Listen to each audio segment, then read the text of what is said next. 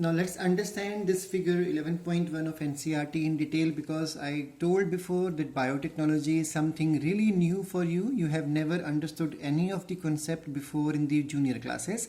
So each diagram is important because this chapter's weightage this year has increased because the syllabus has been cut short. So that's why each diagram is important, because in board exam what they have the habit of setting paper from the exact same diagrams picked up from the NCERT. So let's understand this diagram, that what are the steps in the formation of recombinant DNA, formation by the activity of restriction nuclease enzyme, and that is the E-core first. So first of all, we need to understand here that you want to make a rDNA. Now let's understand what is rDNA. What is rDNA? It's a molecule of DNA which is composed from different sources. That means imagine you have a gene of interest in a organism, X organism, XYZ, any organism. So you can call it as the foreign DNA. So there is a foreign DNA that is the source of your gene of interest, GOI. And then there is a vector to which you want to attach this. Now you must be wondering what is vector here. So imagine, recollect the topic of that Anopheles mosquito acting like a vector. So if you go through the 6th chapter also, this concept was explained in few lines in NCERT, that it acts like a vector. The plasmid is there, origin of replication is there. So let's understand now what is vector here. Vector could be a piece of DNA which belongs to generally plasmids. So plasmids were for a long time favorite vectors for the scientists. Today many other vectors have come, but still the best one, or the first one to discuss, which is given in NCERT also in detail, is the plasmid. So we all know what is plasmid: a circular, double-stranded, semi-autonomous, which is able to replicate on its own, slightly dependent upon the nuclear DNA, otherwise it is able to perform its own activities independently. And then it confers special qualities, not essential for survival, but provides special qualities. So recollect 11th class books explanation. It may carry nitrogen fixing genes, it may carry the genes for antibiotic resistance, or it may carry the fertility factor. If you remember pili formation in 11th class, F positive and F negative strain. So that same concept. A plasmid can be used as a vector DNA. Now plasmid is always going to be circular. So that means you have to make a cut into this. Once you make a single cut in the plasmid or vector DNA, now what will happen now? Remember, to perform recombinant DNA technology, you need to use same scissor. That means if you are cutting the vector with a scissor means enzyme here, then you need to cut the source of gene of interest also with the similar enzyme, so that their sticky ends are similar. That means their sticky ends are complementary to each other.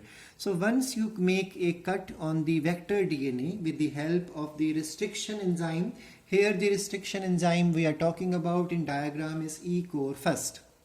So it will read the DNA from GAATTC 5' to 3', make cuts here, and finally this DNA has been cut loose. Now remember, in that loose cut DNA we have TTAA sticky end, and when we use the similar scissor or similar enzyme, that means E-core first, to cut the source of DNA, alien DNA or gene of interest DNA, we will use the similar enzyme. So again the sticky ends is going to be similar.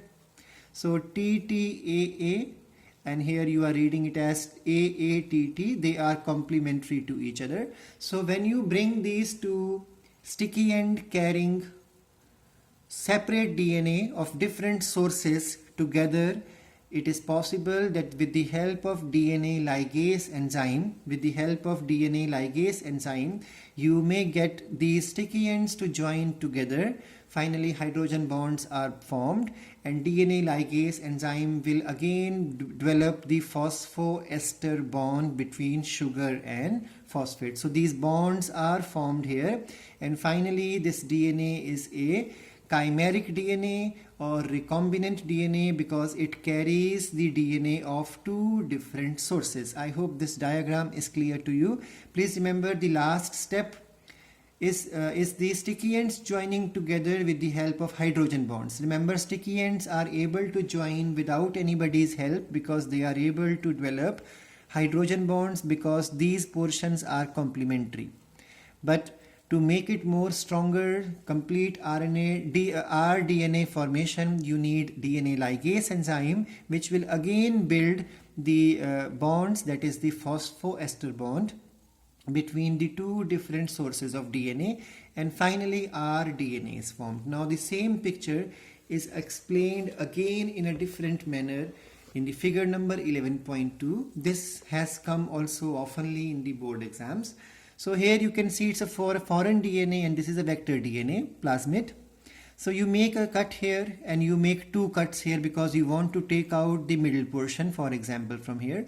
So cuts are made here, cuts are made here with the same scissor, and then this source of DNA, this gene of interest is ligated here. So it is put inside this.